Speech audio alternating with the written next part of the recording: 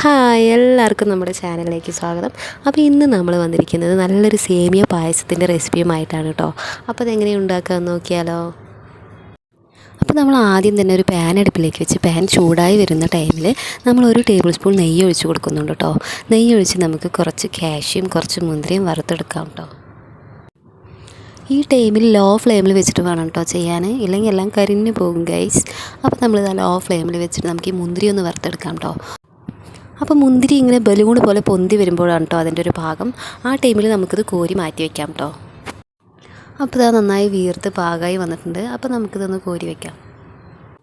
ഇനി നമ്മൾ ആ സെയിം പാനിലേക്ക് 1 കപ്പ് സേമിയ ചേർത്ത് കൊടുക്കുന്നുണ്ട് കേട്ടോ. സേമിയ ചേർത്ത് ഒന്ന് വഴറ്റിയെടുക്കണം കേട്ടോ. വഴറ്റുകയെന്ന് പറഞ്ഞാൽ ഒരു ബ്രൗൺ കളർ ആവുന്നവരെ വഴറ്റണേ. ചില പാക്കറ്റിൽ റോസ്റ്റഡ് എന്ന് എഴുതിയിട്ടുണ്ടാവും. അങ്ങനെയുള്ള സേമിയാണെങ്കിൽ ജസ്റ്റ് ഒന്ന് വഴറ്റിയാൽ മതി കേട്ടോ. ബ്രൗൺ കളർ ആവുന്നവരെ വെയിറ്റ് ചെയ്യേണ്ട ആവശ്യമില്ല.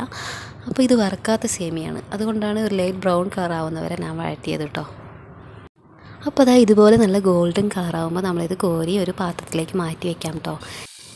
ഇനി നമ്മൾ ആ സെയിം പാനിലേക്ക് 1 അവർ കുതിർത്ത് വെച്ച 50 ഗ്രാം ജവ്വരി നന്നായി കഴുകി വൃത്തിയാക്കിയ ശേഷം 3 കപ്പ് വെള്ളവും ഒഴിച്ച് തിളയ്ക്കുന്ന വരെ ഒന്ന് വെയിറ്റ് ചെയ്യാം.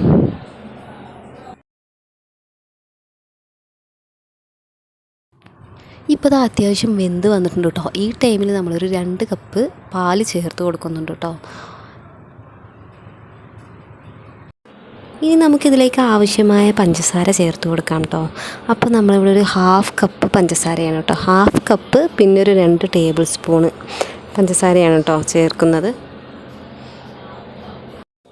പഞ്ചസാര ചേർത്ത് നമുക്ക് കൈവിടാതെ ഒന്ന് ഇളക്കി കൊടുക്കാം കേട്ടോ. ഒരു 30 സെക്കൻഡ് ഇങ്ങനെ ഇളക്കിയ ശേഷം നമുക്കിതിലേക്ക് നമ്മൾ വറുത്ത് മാറ്റി വെച്ചിരിക്കുന്ന സേമിയ ചേർത്ത് കൊടുക്കാവുന്നതാണ് കേട്ടോ.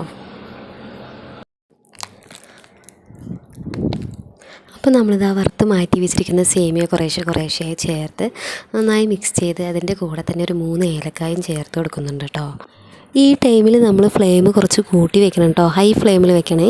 അപ്പോൾ ഇനി നന്നായി തിളച്ച് വരുന്ന ടൈമിൽ നമ്മൾ ഫ്ലെയിം മീഡിയം ഫ്ലെയിമിലേക്ക് വെക്കാവുന്നതാണ് കേട്ടോ.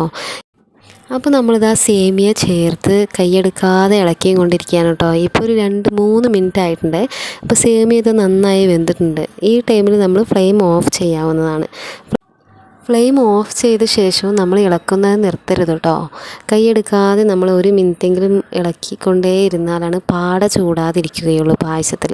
അല്ലെങ്കിൽ പെട്ടെന്ന് നമ്മൾ ഇറക്കിയിട്ട് അങ്ങനെ മൂടി വെച്ച് പറഞ്ഞാൽ പായസത്തിൻ്റെ മേലെ അങ്ങനെ പാട ചൂടി നിൽക്കുന്നുണ്ടാവും കേട്ടോ.